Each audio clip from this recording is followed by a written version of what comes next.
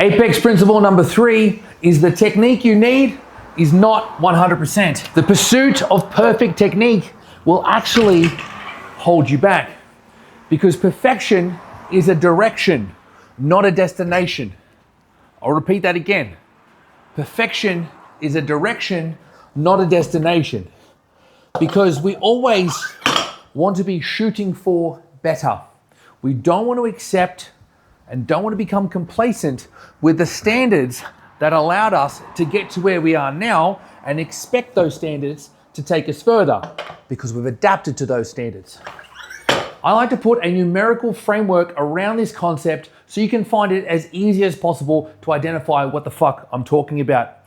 If perfect is to a value of 100, let's call it 100%. An acceptable technique is at, say, 90. You can lift at a quality which is below 90, somewhere in the 80s, heaven forbid, somewhere in the 70s, but it's not exactly something safe, efficient, or all that effective, especially long term. It can be done, but probably shouldn't. So we want to sit in the 90th percentile because effective technique, good technique, as broad as that may sound, isn't just one set position, because we need to be consistently challenging our technique, putting more weight on the bar, seeing if we can push ourselves further whilst maintaining as high of a standard as possible. And if we only shoot for 100, if we only accept perfect as the standard by which we perform any exercise, when we put more load on the bar, we get closer to fatigue, we are ultimately trying to compromise our technique to ensure that the work that we're doing is hard enough to change us. We won't in fact be pushing ourselves hard enough, because the moment our fatigue starts to compromise our technique, we will stop the set and we will leave reps on the table we could have squeezed out with good enough technique. Let's take a deadlift for instance. We want to be in a position which is efficient, safe, and effective, which means that we're prioritizing load in our legs the best we can, utilizing our core brace the best we can, and loading the entirety of our whole body by working through our back the very best we can and ensuring that our back is supporting the legs and it's not the other way around. But as our legs fatigue, our back, which hasn't been loaded as much, will become increasingly attractive to be used because it's a whole lot less fatigued because you started off really well. And that's absolutely fine. That's when it's our back's opportunity to put its hand up and do a bit more work.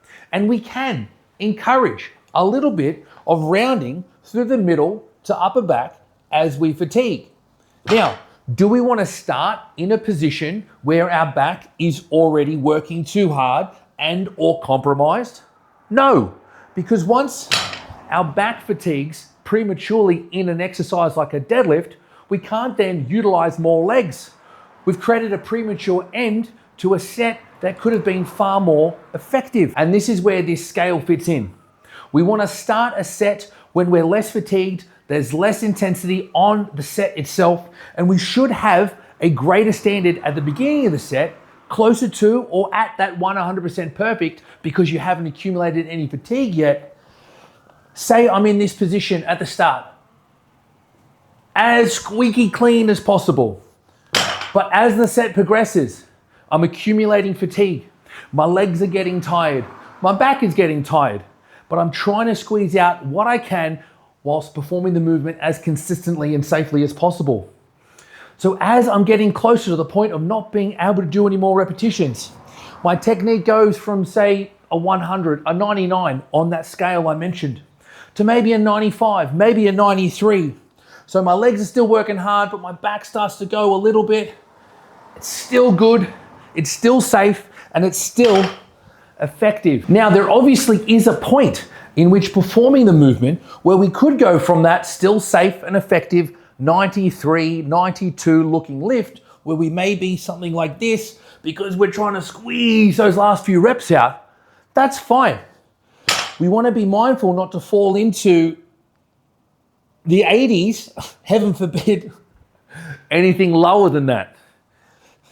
Just because you can lift the weight doesn't mean it's a good idea. And just because you didn't hurt yourself, it doesn't mean your technique isn't hurting your progress. And it also doesn't mean that you're not going to hurt yourself the next time around. Good technique will underpin your success in the gym.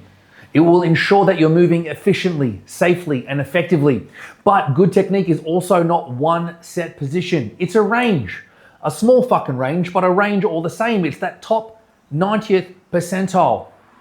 We can lift weights, we can perform movements that are lower than that 90th percentile, but they're not worth it to us. It lowers the standard. It may allow us to lift more weight now, perform a few more reps now, but it directly limits the long-term progression that we can expect to achieve, because it's the standards that we set and the standards we maintain that allow us to make consistent progress long-term.